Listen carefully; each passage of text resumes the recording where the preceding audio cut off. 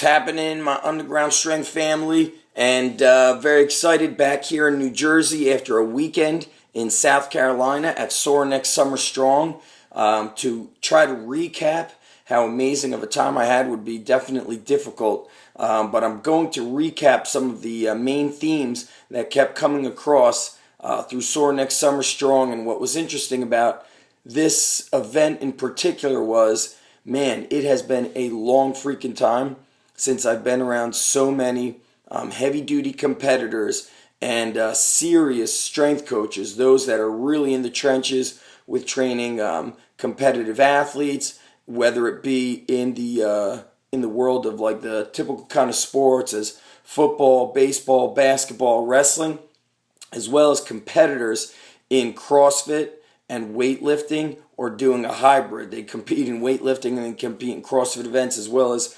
strongman competitors, grip competitors. It has certainly been a long time since being around the majority of those versus being around a lot of guys that are simply doing a lot of products online. It was, to be honest, it was extremely refreshing, and it was a great time. So let's get into the themes that are critical, and I'm really going to swing this around to the common question I get through email is, hey man, I've subscribed to your emails. What is the program that's going to get me so strong, so jacked, so ripped? And I tell them, the answer is right in front of your eyes. When you subscribe to our newsletter, you got yourself two downloadable ebooks plus a video. One is on the implementation of bodyweight bodybuilding. It's really an introductory course with a video and a follow-along downloadable guide. And then we've got Freak Strength, which is all about sticking to the basics. It gives you the sets. It gives you the reps. We give you sample templates for program design. You have workouts to follow. You have nutrition guidelines. It's so funny, the answer is always staring them in the face, yet they bail on it. Now, the big theme of, we were asked so many questions, such as what are the most overrated exercises, the most underrated exercises, what are you doing when you need to get this individual or this athlete up to this higher level, or how did you get them to that higher level?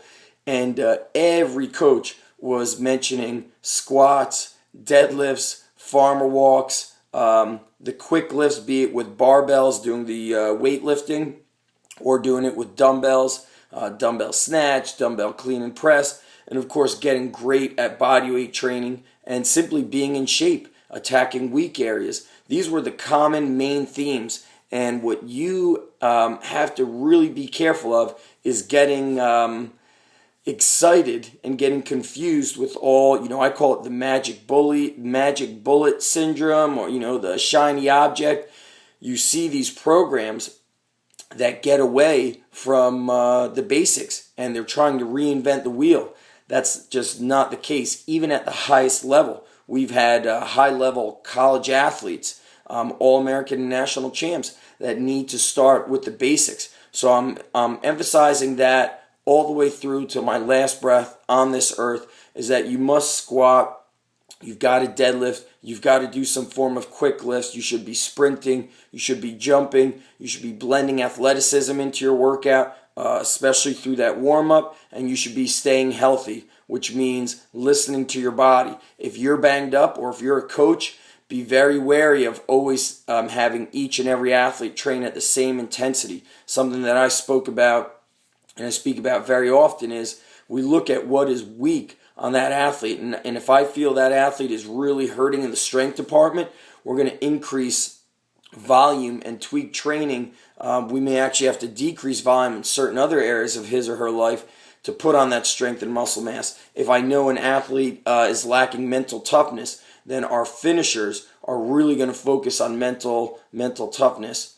And our workouts are going to be a blend of not just the physical, but we want to blend all the physical traits and also the mental toughness traits. So what's the recap? The big recap from Sorinex Summer Strong is just that. Be strong, attack the basics. I can't believe some of the things I saw these coaches when they were lifting doing. Andrew Derniat did a one-handed deadlift with 495, and then he went up to 545 and got it a little bit off the ground. Mind you, this is after they he walked in, he was presenting. They said, hey, how about you do the CrossFit competition today? Which they did the snatch, they did the clean and jerk. Then they had 2 CrossFit wads, which were quite challenging. And he was literally training the entire day. We're at the Sorinex headquarters at night. The guy starts lifting. One of the girls there, amazing, extremely fast. I watched her deadlift that night. She had actually deadlifted Friday, and then she wound up deadlifting Saturday as people started kind of getting into it. And she was just shy of locking out 500 pounds. Amazing. That's 2 days of deadlifting in a row. People there were strong, and they were athletic. Even the big guys were extremely athletic. Somebody I met was Matt Vincent, who's a Highland Games competitor, competes very frequently, and he's also a very high-level weightlifter. It was amazing to see his athleticism, even while battling a foot/ankle injury. So, in a nutshell, this stuff doesn't come easy. It doesn't come fast. It's the basics.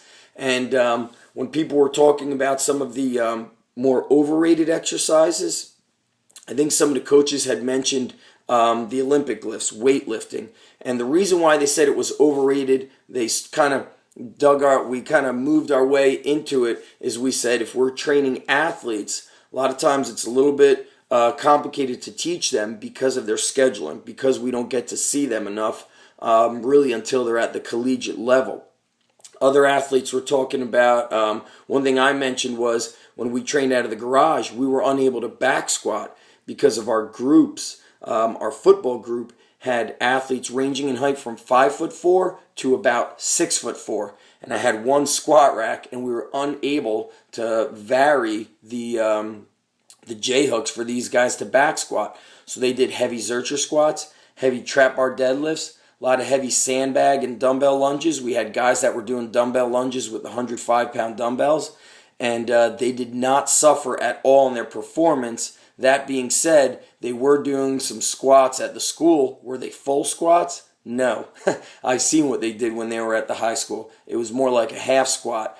But was I saying squats are overrated? No. You have to squat. But what I'm saying is you could get by with not always getting into it and making up for strength through other critical lifts.